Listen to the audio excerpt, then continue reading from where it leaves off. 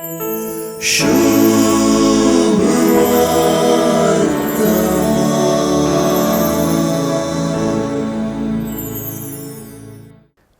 सुवार्तेच्या शेवटाक आणि तशेंच धर्मदूतांची कृत्यां पुस्तकाचे सुरवातेर आपल्या आपोस्तलांनी पवित्रत्म्याच्या येण्याक राखून रावंक जाय म्हणून जेजून सांगून दिल्लें आमी जाणाव.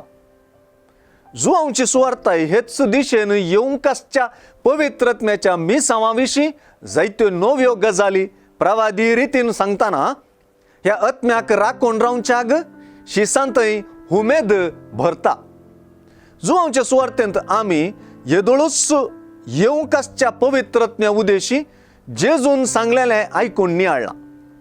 आयचे सुवार्तेंत पवित्रत्म्याच्या येवपा विशांतली गजाल जेजूच्या वचपाचे गजालींत गुंतल्या. अशें पळयल्यार जेजूच्या काळातावन पवित्रत्म्याच्या काळाक जावंक आसचें तें हातांतर, ती बदलावन वा तें ट्रान्झिशन जेजून सुवार्तेन सांगून दिलां.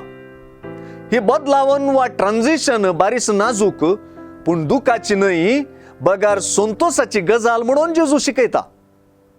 जेजू बापाशी वेता तें आनी जेजूच्या वेगळ्या सारान शिसांची काळजां मनां दुखेस्त जावचें दोनी कचीत. पूण वेगळ्या साराचे दुखीन ती फुडें येवंक आसच्या बरेपणाक जेजू चड वत्तू दिता. शिसांनी खंतीन बुडचें जेजूची हाजरी तांचे थंय कितल्या म्हत्वाची म्हणल्यार रुजवात.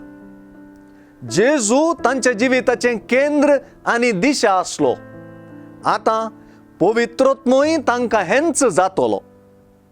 जेजूची ना हाजरी भरती करतलो, तांकां नव्या बरवशान भरतलो.